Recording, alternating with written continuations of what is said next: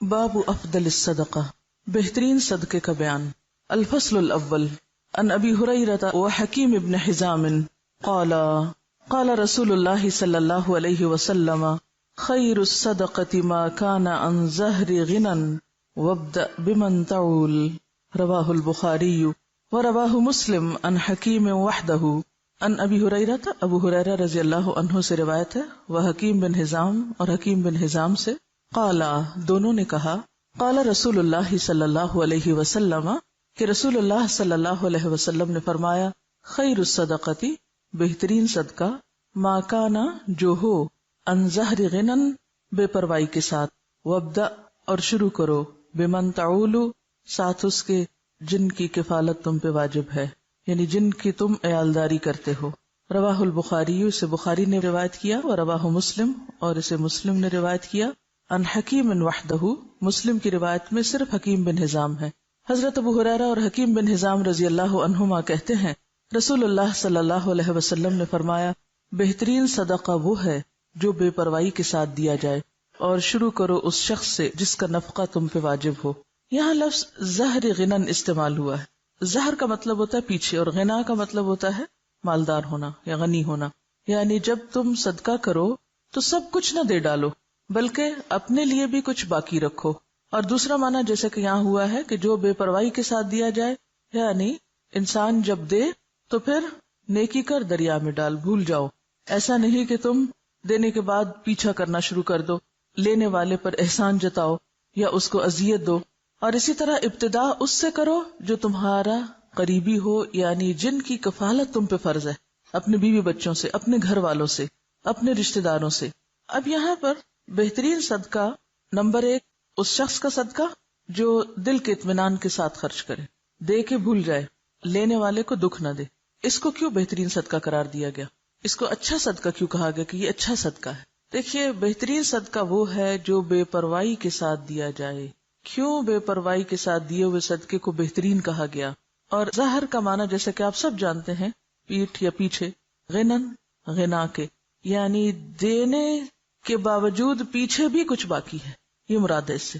اور دوسرا، اگر غنا کو غنا نفس قرار دیا جائے تو اس سے مراد یہ کہ دینے کے بعد پھر آپ فقر یا محتاجی سے نہ ڈریں، جس کو دیا اس پر احسان نہ جتائیں، اور بے فکر ہو جائیں کہ ضائع نہیں ہوگا، ریٹرن آئے گا۔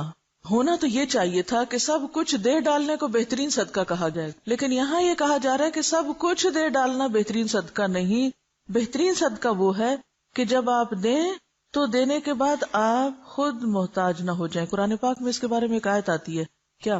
وَلَا تَجْعَلْ يَدَكَ مَغْلُولَةً إِلَىٰ عُنُقِكَ وَلَا تَبْسُطْهَا كُلَّ الْبَسْطِ فَتَقْعُدَ مَلُومًا مَحْسُورًا۔ لَا تَبْسُطْهَا كُلَّ الْبَسْطِ، اسے روکا گیا ہے، سب کچھ دے ڈالنے سے روکا گیا ہے۔ کیوں؟ فَتَقْعُدَ مَلُومًا مَحْسُورًا، ورنہ تم خود عاجز، محتاج، درماندے، ملامت زدہ ہو کے بیٹھ جاؤ گے، خود لوگوں کے آگے ہاتھ پھیلانے لگو گے۔ اور بہترین صدقہ کون سا ہے؟ جو تم سب سے پہلے اپنے گھر والوں کے اوپر خرچ کرتے ہو۔ اب گھر والوں پہ خرچ کرنا فرض ہے، تو فرض کی ادائیگی پر اجر بھی زیادہ ہے، جیسے نفل پر بھی ثواب ہے، لیکن اگر آپ فرض نماز چھوڑ کر نفل پڑھ رہے ہیں تو نفل فائدہ مند نہیں، پہلے فرض ادا کریں۔ اسی طرح جب آپ باہر دینے لگے تو پہلے دیکھ لیں کہ گھر والوں کے پاس ہے یا نہیں۔ اب آپ سوچ رہے ہوں گے کہ وہ پھر ان صحابی نے گھر والوں کو بھوکا چھوڑ کے دوسروں کو کیوں دیا؟ بتائیے، ہر حکم کے اندر استثنائی صورتیں موجود ہوتی ہیں۔ جیسے غزوہ تبوک کے موقع پر حضرت ابوبکر نے جب سب کچھ دیا تو وہ ایک ایمرجنسی کی کیفیت تھی، اس وقت دین کے جغرافیائی سرحدیں جو ہیں ان کی حفاظت بھی مقصود تھی۔ اگر اس وقت مال خرچ نہ کیا جاتا اور بیوی بچوں اور گھر کو دیکھا جاتا تو پھر اگر دین ہی باقی نہ رہتا تو باقی کیا باقی رہتا؟ تو ایک بڑی ضرورت آ گئی سامنے۔ کچھ چیزیں ہیں جو عام حالات کے لیے ہیں اور کچھ ہیں جو خاص حالات کے لیے ہوتی ہیں۔ اسی طرح جس خاص کنڈیشن میں وہ شخص آیا تھا اس میں کہیں بھی اس کے لیے کھانا نہیں تھا، مسافر تھا، مہمان تھا، اور پھر وہ لفظ اگر آپ کو یاد ہو، اکرمی ضیف رسول اللہ صلی اللہ علیہ وسلم، کہ رسول اللہ کے مہمان کی عزت، یعنی یہ بھی ایک بہت بڑی بات ہے کہ کوئی شخص کہاں سے ریکمینڈ ہو کے آ رہا ہے، اس کے ساتھ مجھے کیسے معاملہ کرنا ہے۔ اور بعض اوقات میں بھی بھوکا، دوسرا بھی بھوکا، لیکن دوسرے کی بھوک میری بھوک سے زیادہ ہے، دو ضرورتیں سامنے آ گئی، تو پھر کیا دیکھا جائے گا؟ کس کی ضرورت زیادہ ہے، تو وہاں خرچ کیا جائے گا۔ وعن ابی مسعود قال قال رسول اللہ صلی اللہ علیہ وسلم اذا انفق المسلم نفقة على اہلہ وهو يحتسبها كانت له صدقہ متفق علیہ. وعن ابی مسعود ابو مسعود رضی اللہ عنہ سے روایت ہے قال کہا قال رسول اللہ فرمایا رسول اللہ صلی اللہ علیہ وسلم نے اذا انفق جب خرچ کرتا ہے المسلم مسلمان نفقتن کوئی خرچ علی اہلہ اپنے گھر والوں پر وہوا اور وہ یحتسبها ثواب کی امید رکھتا ہے اس سے کانت ہے لہو اس کے لیے صدقہ متفق علیہ متفق علیہ روایت ہے. حضرت ابو مسعود رضی اللہ عنہ کہتے ہیں رسول اللہ صلی اللہ علیہ وسلم نے فرمایا کہ مسلمان جب اپنے اہل و عیال پہ خرچ کرتا ہے اور اس سے ثواب کی توقع رکھتا ہے تو یہ بھی اس کے لیے صدقہ ہی شمار ہوتا ہے. کتنی خوبصورت بات، کتنا خوبصورت ہے یہ دین. آپ اپنے فرائض ادا کریں لیکن احسان جتا کے نہیں. اپنے گھر والوں کو دے رہے ہیں لیکن ان پہ بھی احسان نہیں. بہت سے والدین کو دیکھا گیا کہ وہ بچوں کی تعلیم پہ اگر خرچ کرتے ہیں تو جینا حرام کر دیتے ہیں ان کا. تم پہ اتنا خرچ کر چکے ہیں. ایون اپنی اولاد کے ساتھ یا بیوی کے ساتھ بھی احسان کریں تو جتانا نہیں چاہیے. اور دوسری بات یہ ہے کہ اگر بچوں پر بھی آپ خرچ کرتے ہیں اور خاص طور پر اگر ماں خرچ کرتی، کیونکہ باپ پر تو فرض ہے ہی، اس کو تو فرض ادا کرنے کا اجر ملے گا، لیکن اگر ماں محنت کر کے بچوں کو پال رہی ہے تو اس کے لیے دگنا اجر ہے، صدقے کا بھی اور قرابت داری کے حق کا بھی. اصل چیز کیا ہے پھر اجر کے اضافے میں؟ اصل بنیاد کس چیز کی ہے؟ نیت کی. آپ کوئی کام کیوں کر رہے ہیں؟ وعن ابی ہریرہ قال قال رسول اللہ صلی اللہ علیہ وسلم دینار انفقتہ فی سبیل اللہ ودینار انفقتہ فی رقبہ ودینار تصدقت به علی مسکین ودینار انفقتہ علی اہلک اعظمها اجرا الذی انفقتہ علی اہلک. رواہ مسلم. عن ابی ہریرہ ابو ہریرہ رضی اللہ عنہ سے روایت ہے قال کہتے ہیں قال رسول اللہ صلی اللہ علیہ وسلم رسول اللہ صلی اللہ علیہ وسلم نے فرمایا دینار ایک دینار انفقتہ خرچ کیا تم نے اس کو فی سبیل اللہ اللہ کے راستے میں، ودینار اور ایک دینار انفقتہ خرچ کیا تم نے اس کو فی رقبۃ گردن چھڑانے میں، ودینار اور ایک دینار تصدقت به صدقہ کیا تم نے ساتھ اس کے علی مسکین اوپر مسکین کے، ودینار اور ایک دینار انفقتہ خرچ کیا تم نے اس کو علی اہلک اپنے گھر والوں پر، اعظمها اجرا سب سے بڑا اجر کے اعتبار سے، الذی وہ ہے جو انفقتہ خرچ کیا تم نے اس کو علی اہلک اپنے اہل و عیال پر. رواہ مسلم اسے مسلم نے روایت کیا ہے. حضرت ابو ہریرہ کہتے ہیں کہ رسول اللہ صلی اللہ علیہ وسلم نے فرمایا کہ ایک دینار وہ ہے جو تو خدا کی راہ میں خرچ کرے، ایک دینار وہ ہے جس کو تو غلام آزاد کرنے میں خرچ کرے، ایک دینار وہ ہے جس کو تو مسکین پر صدقہ کرے، ایک دینار وہ ہے جس کو تو اپنے اہل پر خرچ کرے. ان سب میں اپنے اعتبار سے سب سے بڑا دینار وہ ہے جس کو تو اپنے گھر والوں پہ خرچ کرے. آپ سب کو ایک وعدہ کرنا ہوگا مجھ سے، سب بیٹوں والی مائیں اپنے بیٹوں کو یہ حدیث لفظ لفظ پڑھائیں گی. سب ساسیں جو اس وقت ساس بن چکی ہیں خاص طور پر بیٹوں کو یہ حدیث سنائیں گی. یہ قرض ہے آپ پر. آپ کو پتا ہے بہت سے جھگڑے کہاں سے شروع ہوتے ہیں؟ کہاں سے شروع ہوتے ہیں؟ جب مرد حضرات اپنی ذمہ داری نہیں پوری کرتے. کیوں نہیں کرتے؟ اس کے کئی اسباب ہو سکتے ہیں. اس میں ایک سبب یہ ہوتا ہے کہ بیٹا کرنا چاہتا ہے، ماں نہیں کرنے دیتی، کہتے سب کچھ بیوی کو ہی دے ڈالو گے، سب کچھ بچوں پہ خرچ کر ڈالو گے. ٹھیک ہے، اس میں اعتدال چاہیے، سب کچھ بچوں اور بیوی کے لیے نہیں، لیکن ان کی ذمہ داری پوری کرنا. اگر مائیں یہ تعلیم اپنے بچوں کو دیں گی اور بچے آگے اپنی بیویوں کا اور بچوں کا خیال کریں گے، ان کا دھیان رکھیں گے، تو اس سے فائدہ کیا ہوگا؟ گھر میں خوشی ہوگی، گھر میں سکون ہوگا، تو آپ سب کام اچھے سے کر سکیں گے.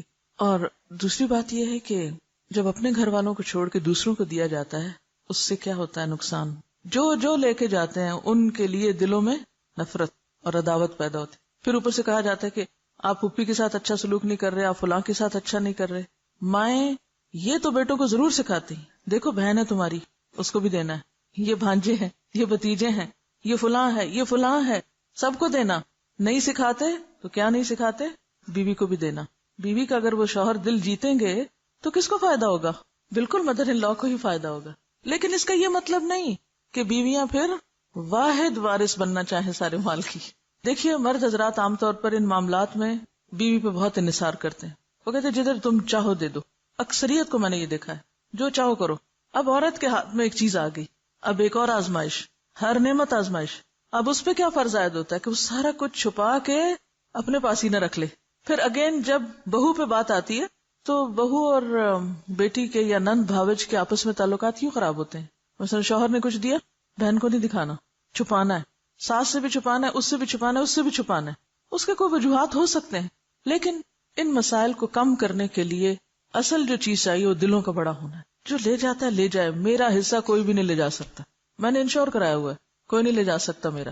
جو میرے حصے میں وہ آئے گا, اور اگر اللہ ہی نے نہیں لکھا میرے حصے میں, کسی کو دینے کی توفیق نہیں ہوگی, چاہے میں ٹکرے مار کے مروں, نہیں مل سکتا, لکھا ہی نہیں میری قسمت میں.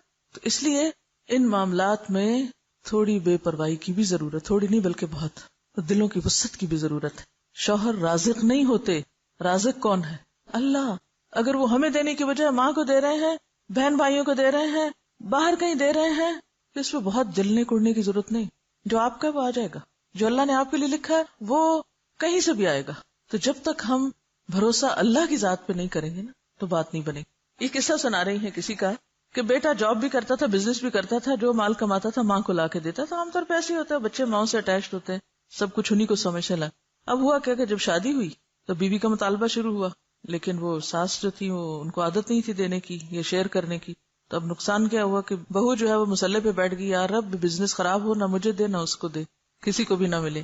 ہاں پھر لوگ انتہا پسندی میں یہاں تک پہنچ جاتے ہیں کہ اگر میرا نہیں تو کسی کا بھی نہیں. تو یہ طرز عمل بھی درست نہیں. یاد رکھیے کوئی بھی اصلاح ہو نہیں سکتی جب تک کہ دو طرفہ, دونوں طرف سے دل نہ بڑا کیا جائے, دونوں فرائض ادا کرنے میں نہ لگ جائے. اگر دونوں حقوق مانگنے میں لگ گئے تو مسئلہ خراب ہوگا. تو یہاں پر آپ دیکھیے کہ خیر کے کاموں میں خرچ کرنے کا بھی اجر بتایا گیا, لیکن اس کے ساتھ ساتھ اہل و عیال پہ خرچ کرنا بھی باعث اجر و ثواب ہے. اور ذمہ داری میں نے آپ پہ امانت ڈال دی ہے, بیٹوں کو یہ حدیث سنانی ضرور ہے اپنی زبان سے. وَأَنْ ثَوْبَانَ قَالَ قَالَ رَسُولُ اللَّهِ صلی اللہ علیہ وسلم أَفْضَلُ دِينَارٍ يُنْفِقُهُ الرَّجُلُ دِينَارٌ يُنْفِقُهُ عَلَى عَيَالِهِ وَدِينَارٌ يُنْفِقُهُ عَلَى دَابَّتِهِ فِي سَبِيلِ اللَّهِ وَدِينَارٌ يُنْفِقُهُ عَلَى أَصْحَابِهِ فِي سَبِيلِ اللَّهِ رواہ مسلم. وَأَنْ ثَوْبَانَ رضی اللہ عنہ سے روایت ہے, قال کہا, قال رسول اللہ صلی اللہ علیہ وسلم کہ رسول اللہ صلی اللہ علیہ وسلم نے فرمایا, افضل دینار بہترین دینار, ينفقہ خرچ کرتا ہے اس کو, الرجل ایک شخص, دینار وہ دینار ہے, ينفقہ جسے وہ خرچ کرتا ہے, علی عیالہ اپنے گھر والوں پر, وہ دینار اور دینار, ينفقہ خرچ کرتا ہے اس کو, علی دابتہ اپنی سواری پر, فی سبیل اللہ اللہ کے راستے میں, وہ دینار اور ایک دینار, ينفقہ خرچ کرتا ہے اس کو, علی اصحابہ اپنے دوستوں پر, فی سبیل اللہ اللہ کے راستے میں. رواہ مسلم, اسے مسلم نے روایت کیا. حضرت ثوبان کہتے ہیں کہ رسول اللہ صلی اللہ علیہ وسلم نے فرمایا کہ بہترین دینار جس کو آدمی خرچ کرتا ہے وہ دینار ہے جس کو وہ اپنے گھر والوں پہ خرچ کرتا ہے, اور وہ دینار جس کو وہ اپنے اس جانور پہ خرچ کرتا ہے جس کو پالا ہے اس نے اللہ کے راستے میں جانے کے لیے, اور وہ دینار جس کو وہ خرچ کرتا ہے اپنے دوستوں پر اللہ کے راستے میں. اسے مسلم نے روایت کیا. اب آپ دیکھیے کہ پھر سب سے پہلے گھر والوں کی بات ہے. گھر والوں کو مطمئن کرو, کیونکہ جب انسان گھر والوں کو مطمئن کر دیتا ہے نا تو وہ اس کے مددگار بن جاتے ہیں. جب وہ مددگار ہو جاتے ہیں تو ان سے بہتر مددگار پھر کوئی نہیں ہوتا. آپ کے لیے زندگی آسان ہو جاتی ہے. اور آپ نے دیکھا ہوگا اکثر کہ اگر گھر کے اندر چخبخ ہے, گھر کے اندر کھینچا تانی ہے, تو آپ باہر کتنا بھی سکون کا وقت گزار کے آئیں, جب تک گھر میں سکون نہیں تو زندگی بیکار ہے. گھر میں سکون لینے سے نہیں دینے سے آتا ہے. آپ دینے والے بن جائیں, خدمت کرنے والے بن جائیں, محبت کرنے والے بن جائیں, دینے والے بن جائیں, تو آپ دیکھیں گے کہ بہت ساری خوشیاں جو آپ کروڑوں میں نہیں خرید سکتے وہ آپ کے حسن سلوک سے آپ کو ملنے لگیں گی, آپ کی بے نیازی سے آپ کو ملنے لگیں گی, آپ کے اللہ پہ توکل اور بھروسے کی وجہ سے آپ کی طرف پلٹیں گی. تو یہاں پر آپ دیکھیے کہ سب سے افضل دینار گھر والوں پہ خرچ کرنا. آپ نے گھر والوں کو کھلا دیا, پلا دیا, ضرورت کی چیزیں دے دی, پوری کر دی, وہ مطمئن ہے. اب آپ نکلیے باہر جانے کے لیے سواری چاہیے, اور سواری اللہ کے دین کے لیے. آج کل کوئی دابہ یعنی کوئی جانور وغیرہ, جیسے گھوڑا گدھا تو نہیں ہوتا, لیکن گاڑیاں, شاید گھوڑوں کا دودھ سے بھی زیادہ خرچہ مانگتی ہیں. ہر تھوڑے دن کے بعد پیٹرول کی قیمت اوپر چلی جاتی. جب اوپر جاتی تو آپ سوچتے ہیں اوہ میرا فلاں اور فلاں وزٹ اس کا کیا بنے گا. پہلا خیال یہ نہیں آتا گھر کے کاموں کا کیا، پہلا یہ آتا اوہ اب تو شاید میں پڑھنے نہ جا سکوں، اب تو شاید میں فلاں جگہ درس پہ نہ جا سکوں، پیٹرول بہت مہنگا ہو گیا. اب یہ جو آپ صدقہ باہر ادھر ادھر کرتے رہتے ہیں وہ صدقہ اپنے ہی گاڑی میں کریں یا گاڑی کی مرمت. آپ کو پتا ہے کہ گاڑی کی مرمت بھی پھر ہزاروں مانگتی ہے، اسی گاڑی پہ لگائیں. اگر آپ کو کسی اور کو دینے کی نہیں بھی فرصت ملی تو جو گاڑی آپ اللہ کے راستے میں استعمال کر رہے ہیں وہ پیٹرول کھائے یا موبائل یا پھر مرمت CNG واٹ ایور، وہ کیا ہے؟ فی سبیل اللہ، صدقہ ہے. گاڑی پر لگانا صدقہ ہے. اور اگر آپ صدقے کی نیت سے لگائیں گے کہ یا رب یہ سواری اللہ کے راستے میں مجھے دور دور لے جاتی ہے تو بہترین صدقہ ہے. اور پھر اور بھی اچھا اگر اس گاڑی پہ آپ کچھ اور لوگوں کو بھی سوار کر لیں یا کسی کو دے دیں استعمال کے لیے. وَدِينَارٌ يُنْفِقُهُ عَلَىٰ أَصْحَابِهِ فِي سَبِيلِ اللَّهِ. اب جب آپ اللہ کے راستے میں نکلتے ہیں تو اکیلے کہاں نکلیں گے؟ اکیلے تو نہیں نکل سکتے، ساتھ ہوں گے نا ساتھی. جب ساتھی ساتھ ہوں گے، کسی کو کھانا چاہیے، کسی کو سواری چاہیے، کسی کو کتاب چاہیے، کسی کو کچھ چاہیے. پہلے گھر والوں کو مطمئن کیا، پھر راستے کا انتظام کیا، پھر جہاں گئے وہاں جو آپ کے ساتھی ہیں ان کی ضروریات کا خیال رکھا. بہترین صدقہ. آپ کو حدیث یاد ہے جس میں آتا ہے کہ بندوں کی محبت اگر چاہیے تو کیا کرو؟ جو کچھ بندوں کے ہاتھ میں ہے اس سے بے نیاز ہو جائے. بندے تم سے محبت کرنے لگیں گے. اور جب تک تم بندوں کے ہاتھ کی چیز کے پیچھے پڑے رہو گے محبت نہیں ملے گی ان سے. اور ونس وہ محبت کرنے لگ جائیں تو پھر آپ دیکھیں ان سے آپ کچھ بھی کروا سکتے ہیں، پھر مشکل نہیں ہوگا. ہم گھر والوں سے کھینچا تانی جب رکھتے ہیں تو نتیجتاً نہ وہ ہماری مانتے نہ ہم ان کی مانتے ہیں. تو گھروں کی کشمکش دور کرنا ضروری ہے اور اس کے لیے مال اہم کردار ادا کرتا ہے. جو دینے والے نہیں ان کو دے کر سکھائیں. بعض لوگوں کو دینا آتا ہی نہیں، سیکھا ہی نہیں، بچپن سے ہی بخل پہ ٹریننگ ہے. اور سب سے بڑی بات ہی نا کہ اگر ماں باپ صرف یہ چند حدیثیں بھی بچوں کو سکھا دیں، بچپن میں ہی ذہن میں ڈال دیں، تو آپ دیکھیں گے کہ بڑے ہو کر وہ دل اتنے تنگ نہیں رہیں گے. اور جب ماں باپ ہی یہ سکھائیں کہ نہیں بس جمع کرو، اکٹھے کرو، بچاؤ، کسی کو دینے کی ضرورت نہیں، پہلے اپنا آپ دیکھو، کیونکہ عموماً تو ٹریننگ اسی ڈھنگ پہ ہوتی ہے نا. تو پھر بڑے ہو کر عادت ہی نہیں ہوتی دینے کی، لہٰذا گھروں کے اندر ایک مسلسل جنگ کی کیفیت رہتی، رونا دھونا باقی رہتا ہے. عملی طور پر بچوں کے ہاتھ سے دلوانا شروع کریں. بہن بھائیوں کو دلوائیں، کیونکہ عام طور پر فقیر کو پھر بھی دے دیتے ہیں بچے، لیکن بہن بھائی کو چیز نہیں دیں گے. تو بہن بھائیوں میں شیئرنگ کی عادت ڈالیں. یہ چیز تمہارے لیے اور یہ چیز سب کے لیے. ہمارے والد جب کوئی چیز گھر میں لاتے تو بچوں سے کہتے سب کو تقسیم کرو، کوئی ڈرائی فروٹ ہو، کچھ بھی، تو کہتے اچھا آج فلاں تم ادھر آؤ، سب کو دو. اس سے دینے کی عادت پڑتی اور اپنوں کو دینے کی عادت پڑتی، ورنہ انسان اپنوں کو دینے میں بعض اوقات زیادہ بخیل ہوتا ہے. دسترخوان سے یہ ٹریننگ شروع کی جائے. ہمارے والد ہمیں کہتے تھے کہ عید تمہیں رمضان میں مل جائے گی کیونکہ رمضان میں ثواب زیادہ ہوتا ہے، تو میں تم لوگوں کو عید رمضان میں دینا چاہتا ہوں. ہمیں ہمیشہ عید ایک دن پہلے مل جاتی تھی، 2 دن پہلے. جب مل جاتی تھی تو پھر کہتے تھے اب تم اللہ کے راستے میں نہیں دو گے، پھر ہم ہی سے نکلواتے تھے. تو اس وقت تو دل بہت تھوڑا ہوتا تھا کہ یہ کیا مشکل ہے. تو یہ ہے کہ یعنی گھر میں کوئی ایسی چیز رکھ لیں جس میں ڈالتے جائیں بچے، کوائنز ڈالنے کا، کوئی برتن، کوئی پاٹ، کوئی اینی تھنگ. اور پھر جب وہ بھر جائے تو پھر جا کے خود اپنے ہاتھ سے خرچ کریں، یعنی اللہ کے راستے میں دیں، جہاں بھی دلوانا ہو آپ کو. عیدی کی اگر آپ نے بایوگرافی پڑھی، میں نے ساری پڑھی، 3 دن میں پڑھی تھی میں نے، اور بہت کچھ سیکھا تھا میں نے اس میں وہ لکھتے ہیں کہ اس کام کے کرنے کے پیچھے کون تھا. کہتے میری ماں جو بالکل پڑھی لکھی نہیں تھی اور بہت غریب گھرانے سے تعلق رکھتے تھے، لیکن ماں ان کے ہاتھ سے بہت صدقہ کرواتی تھی.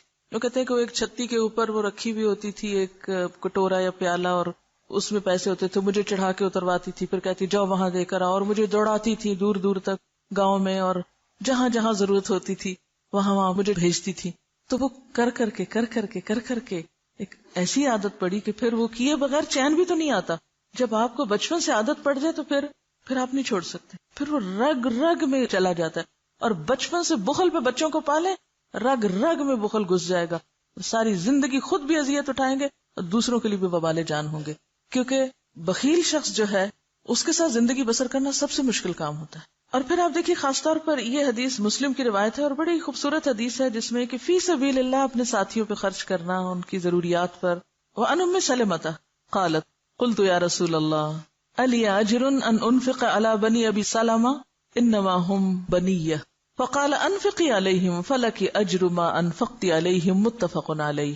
وعن ام سلمہ سے روایت ہے، قالت کہتی ہیں قلت میں نے کہا یا رسول اللہ، اے اللہ کے رسول صلی اللہ علیہ وسلم، الی اجر کیا میرے لیے اجر ہے ان انفقا کہ میں خرچ کروں علی بنی ابی سلمہ ابو سلمہ کے بچوں پر انما ہم بنیہ بے شک وہ میرے بچے بھی ہیں.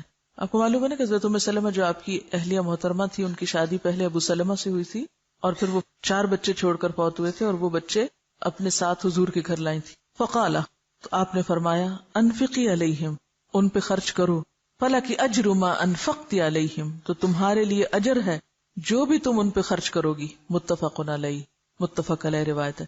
حضرت ام سلمہ کہتی ہیں کہ میں نے حضرت صلی اللہ علیہ وسلم سے عرض کیا اے اللہ کے رسول صلی اللہ علیہ وسلم، اگر میں ابو سلمہ کے بیٹوں پر جو میرے بیٹے بھی ہیں خرچ کروں کیا مجھ کو اس کا ثواب ملے گا؟ آپ نے فرمایا تو ان پر خرچ کر، تجھ کو ثواب ملے گا اس کا جو تو ان پہ خرچ کرے گی. یہ سوال ام سلمہ کے ذہن میں کیوں آیا؟ کیونکہ عورت کے اوپر خرچ کی ذمہ داری نہیں، عورت پہ نان نفقہ واجب نہیں اولاد کا، یہ شوہر کا فرض ہے. لیکن اگر عورت کرتی ہے شوہر کے مر جانے کی صورت میں یا ایون زندہ ہوتے ہوئے بھی لاپرواہ ہونے کی صورت میں تو اس کے لیے سراسر اجر ہے اگر اپنے بچوں پہ خرچ کرتی ہے. اور اس میں اگلی حدیث تو بہت ہی زبردست ہے جو اس مسئلے کو بہت اچھی طرح صاف کر دیتی ہے.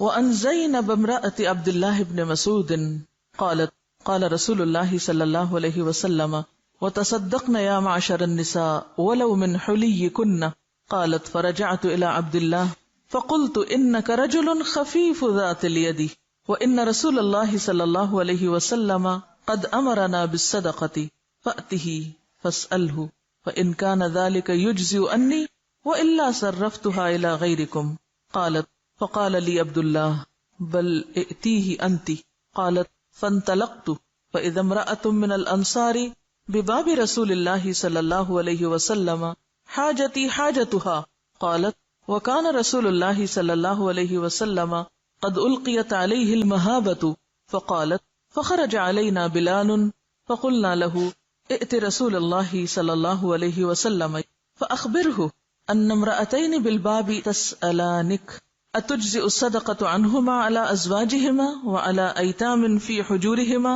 ولا تخبره من نحن قالت فدخل بلال على رسول الله صلى الله عليه وسلم فسأله فقال له رسول الله صلى الله عليه وسلم من هما قال امرأة من الأنصار وزينب فقال رسول الله صلى الله عليه وسلم أي الزيانب قال امرأة عبد الله فقال رسول الله صلى الله عليه وسلم لهما اجران اجر القرابة واجر الصدقة متفق علیہ واللفظ لمسلم. ان زینب زینب سے روایت ہے. کون زینب؟ امراتی بیوی عبداللہ بن مسعود عبداللہ بن مسعود کی. قالت کہتی ہیں قال رسول اللہ فرمایا رسول اللہ صلی اللہ علیہ وسلم نے تصدقنا صدقہ کرو یا معشر النساء اے عورتوں کے گروہ ولو اور اگرچہ من حلیکن تمہارے زیورات میں سے ہی کیوں نہ ہو. قالت وہ کہتی ہیں فرجعت تو میں لوٹی الی عبداللہ طرف اپنے شوہر عبداللہ کے فقلت تو میں نے کہا انکا بے شک تم رجل ایک شخص ہو خفیف ہلکے ذات الیادی ہاتھ والے ہلکے ہاتھ والے یعنی غریب شخص ہو. وان رسول اللہ اور بے شک رسول اللہ صلی اللہ علیہ وسلم نے قد امرنا ہمیں حکم دیا ہے بالصدقۃ صدقے کا. فأتیہ پس جاؤ آپ کے پاس، ہی سے مراد یہاں نبی صلی اللہ علیہ وسلم. فاسألہ تو پوچھو آپ سے، فإن کان ذلک پھر اگر تو ہے یہ یعنی یہ خرچ کرنا یجزئ انی کافی مجھ سے، وإلا ورنہ میں صرفتھا میں پھیر دوں گی اس کو الی غیرکم تمہارے علاوہ کسی اور کی طرف.